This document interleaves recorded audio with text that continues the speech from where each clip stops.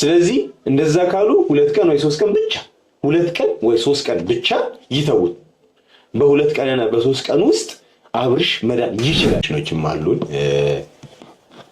የአብርሽን ደግሞ መጥፋት ተከትሎ የተጨነቃችሁ ሰዎች አላችሁ። አትጨናነቁ። ያው እኛው ጋር ነው ያለው እስኪቻል ድረስ ማለት ነው። ያው አብርሽ እስካላስቸገረ ድረስ እኛ ጋር ይቆያል። ያው ትንሽ ግን የሚጫነን ከሆነና ሩታ ጋር ወሰዱኝ እና ኤፍሬም ጋር ወሰዱኝ የሚል ከሆነ ያኔ የምንመልሰው ነው የሚሆነው። እስከዛው ድረስ እነሱም ግን ሰላማቸውን አያገኙም ብዬ ተስፋ አደርጋለሁ ብዬ አስባለሁ። ምክንያቱም ያለ አብርሽ ፉን ማለት መንቀሳቀስ ምናምን ነገር የሚችሉ አይመስለኝም እና ብቻ ለማንኛውም ከሱ ጋር በተያያዘው ነገር ያው በነጉዜ በኩልና ማግኘት የምትችሉት ይሆናል። ግን ከጤንነቱ ጋር ምናምን በተያያዘ ከፎቶ ጋር በተያያዘ አዳዲስ ነገሮችን ዛሬ ይዤላችሁ መጣ ይመስለኛል።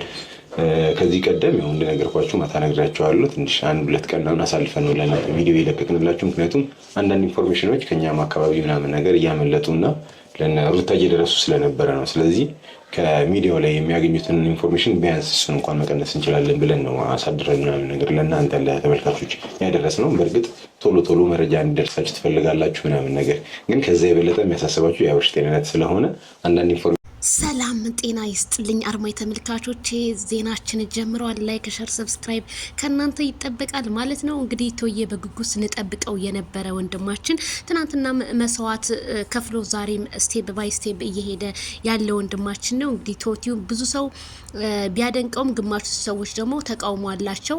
ይሄ ነገር ውሸት ነው፣ ይሄ ነገር እንዴት እንደዚህ ያደርጋል ምናምን የሚሉ ነገር አለ። ስለዚህ ዛሬም እንግዲህ ይፋ በማድረግ ወደ ሶሻል ሚዲያ ይዞ መጥቷል፣ ደረቱን ነፍቶ ማለት ነው።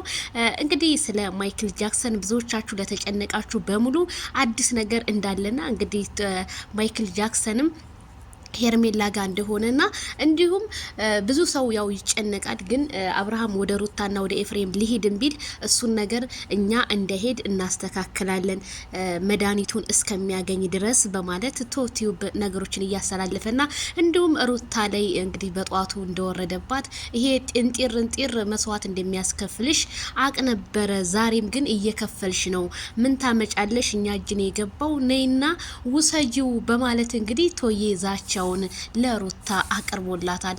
ሩታ እንደሆነች ምንም ብትላት ድቧ ስለተደፈነ ማይክል ጃክሰን ማለቷን በሀዘን እንደተዋጠች ነው እየሰማ ነው ማለት ነው።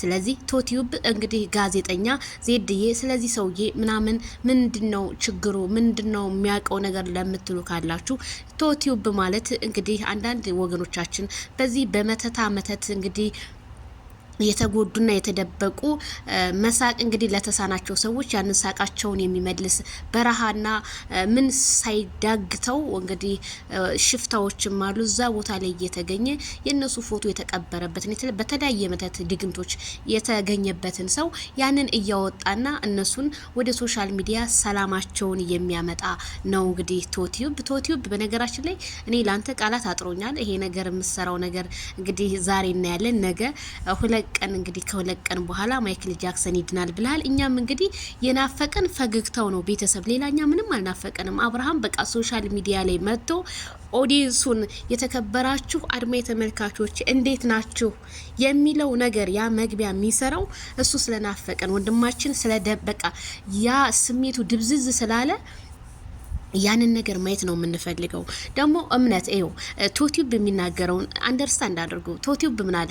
በእምነታችንም ባይፈቅድ ግን ምንም ማድረግ አይቻልም የህይወት ጉዳይ ስለሆነ እያችሁ አላህ እገዙኝ አገዛቸዋለሁ ቢሆንም ግን ተጨማሪ ነገር ለማለት እንጂ እኔ እምነቴ ፈቅዶ አይደለም ይሄን ነገር የምሰራው። ግን ወንድሜ በእንደዚህ አይነት ቦታ ላይ ነበረ፣ ድግምት ተደርጎበት ነበረ። ይሄንን ወንድሜን እንዲፈወስ የሚያረኩት በእንደዚህ አይነት መንገድ ነው። አሁንም አብርሃም ታደሰ ለዚህ ለሊት ቻናል ከፍቶ ነው የሰጠው።